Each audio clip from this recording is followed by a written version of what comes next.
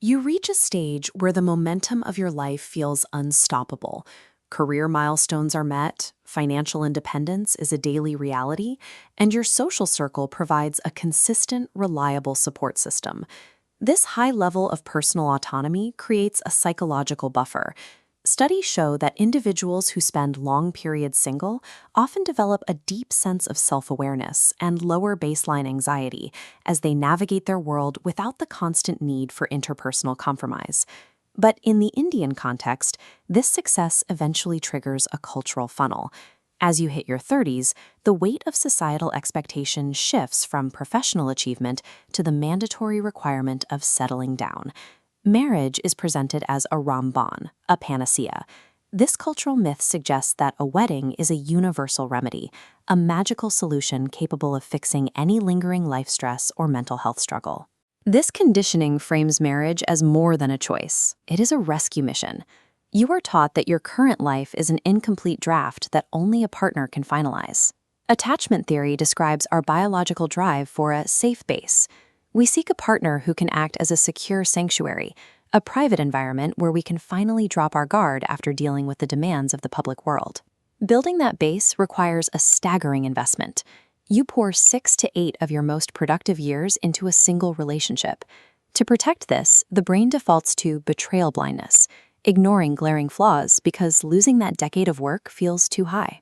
When the relationship finally breaks, the loss is total. You aren't just losing a companion.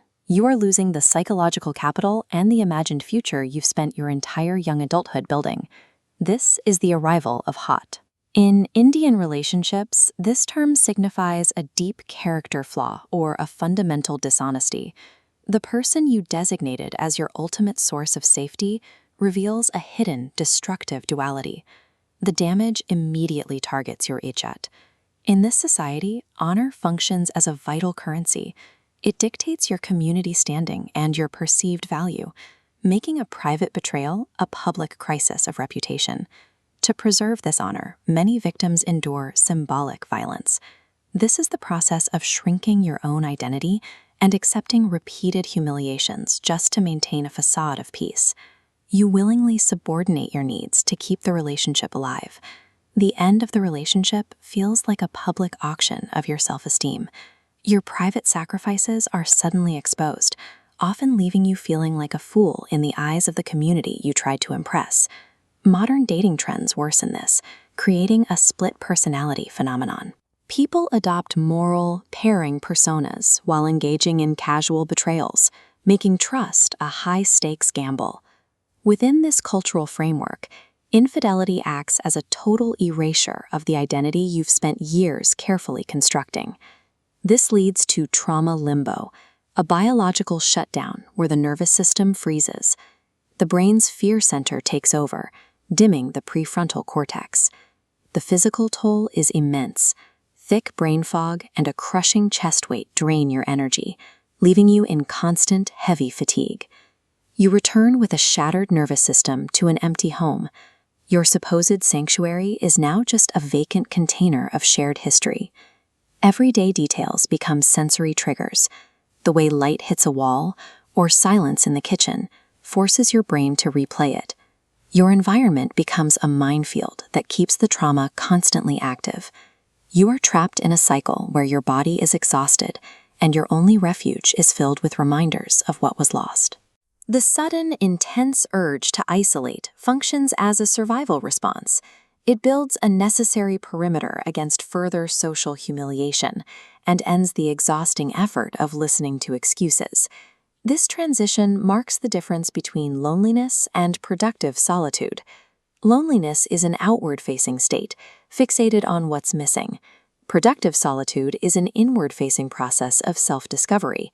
This grueling shift forces neural pathways to independently regulate emotions without the crutch of a partner's presence. You enter an emotional intelligence bootcamp, untangling your identity from dead relationship routines. Only through this sustained solitude do you learn to verify your own worth without a second opinion.